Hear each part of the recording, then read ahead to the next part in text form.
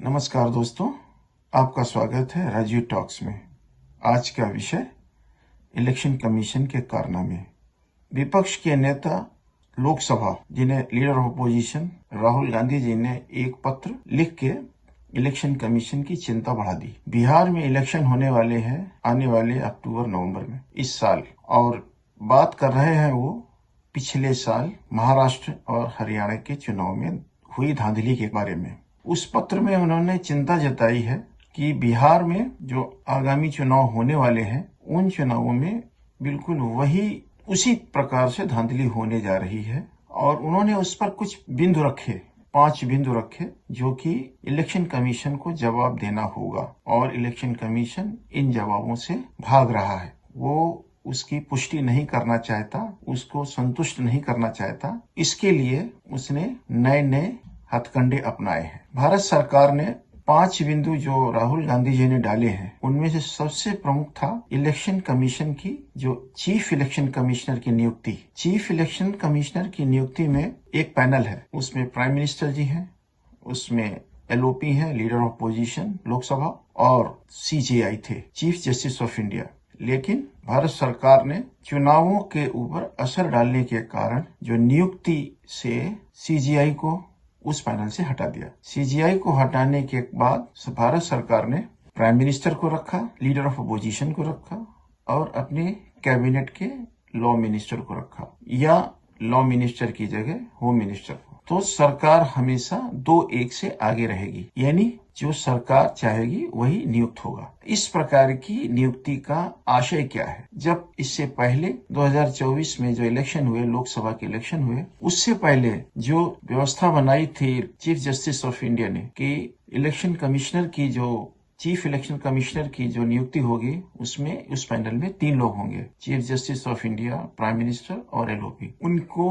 उनकी इस बात को काटने के लिए नियमों में परिवर्तन लाए। लोकसभा से बाकायदा उन्होंने संशोधन कर दिया, संशोधन करके सीजीआई को निकाल दिया। तो इससे भारत सरकार की नीति में दोष दिखाई पड़ता है, और वो आगे जाके जो दिखाई पड़ रहा है कि उन्होंने क्यों ऐसा किया, जो महाराष्ट्र में इलेक्शन जो संपन्न हुए उसमें पूरी तरह से सिद्ध हुआ। इस पर राहुल गांधी का जो मुख्य बिंदु था, आपत्ति थी कि ऐसा नहीं होना चाहिए था। और दूसरा पॉइंट क्या था, वोटर लिस्ट को उन्होंने मांगा, कई बार मांगा कि महाराष्ट्र की जो लोग वोटर लिस्ट है, हरियाणा की जो वोटर लिस्ट है, वो हमको दी जाए, ताकि वो मिलान कर सके कि इसमें धांधली कितनी हुई है, और अगर नहीं हुई है तो हम संतुष्ट हो जाएंगे कि हमारी हार इन कारणों से हुई है। तो उसके लिए उन्होंने मना कर दिया। मना करने से पहले उन्होंने नियमों में जो उनका संविधान है इलेक्शन चुनाव आयोग का, चुनाव आयोग ने अपने नियमों में ये परिवर्तन कर दिया कि हम किसी को वोटर लिस्ट नहीं देंगे। तो यहाँ पर बात हजम नहीं हुई है किसी भी नागरिक को, ना विपक्ष के किसी नेता को, और ना ही लीडर ऑफ अपोजिशन को। इस कारण से कांग्रेस पार्टी के वरिष्ठ नेता जो कि अधिवक्ता भी हैं, उन्होंने हाई कोर्ट में इस केस को ले गए, और मुख्य रूप से उसकी सुनवाई भी हुई है। उसके कारण हाई कोर्ट ने उनको निर्देश दिया है इलेक्शन कमीशन को कि वोटर लिस्ट को आपको साझा करनी पड़ेगी। तो ये भी एक बिंदु था राहुल गांधी का, leader of opposition Rahul Gandhi का, कि उन्होंने जो इस तरह का जो पत्र लिखने के लिए मजबूर हुए। फिर उन्होंने तीसरा पॉइंट एक और निकाला कि 2019 से लेके 2024 तक करीब 40 लाख वोटर की वृद्धि हुई। ये तो माना जा सकता है कि बड़ा राज्य है, 40 लाख वोट 5 साल में बढ़ गए होंगे, हर साल इतने बढ़ते हैं उतने बढ़ते हैं। लेकिन जो अपच है वो है मई 2024 से नवम्बर 2024 तक के बीच में जो 40 लाख बढ़े वोटर, यानी विधानसभा चुनाव के लिए, वो अपच है कि इतने वोट कहां से आ गए। तो इस चीज को लेकर जस्टिफाई नहीं कर पा रहे हैं चुनाव आयोग, और सफाई देते नहीं बन रही है। चौथा पॉइंट उन्होंने निकाला कि 1 लाख बूथ महाराष्ट्र के विधानसभा चुनाव में बनाए गए, 1 लाख बूथों में, और वो भी वहां पर जहां पे भाजपा और कांग्रेस और जो बाकी की जो पार्टियां हैं उन्होंने अपने अपने इलेक्शंस को मजबूत करने के लिए चुनाव में पूरी ताकत लगाई।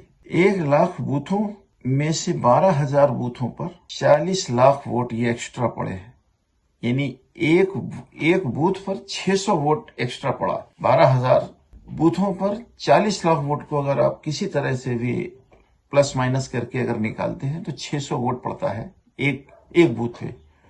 और अगर एक बूथ पे एक आदमी वोट डालता है तो 1 या 2 मिनट तो लगता ही है। कम से कम अगर 1 मिनट भी माना जाए तो 10 घंटे चाहिए, और 2 मिनट माना जाए तो 20 घंटे चाहिए। तो 5 बजे के बाद से 7 से 8% का वोट प्रतिशत बढ़ जाने और 40 लाख वोटों का 12,000 बूथों पे बढ़ना, ये अपच है, जिस पर राहुल गांधी जी ने विपक्ष के सभी नेताओं ने इलेक्शन कमीशन से संपर्क किया और उनसे वोटर लिस्ट मांगी, फुटेज मांगा, लेकिन उन्हें देने से इनकार कर दिया। राहुल गांधी का कहना है कि अगर आप जस्टिफाइड हैं, आप अगर जस्टिफाई करते हैं, तब हमको वीडियो की फुटेज दे दीजिए। वीडियो की फुटेज देने के लिए आपको क्या आपत्ति है?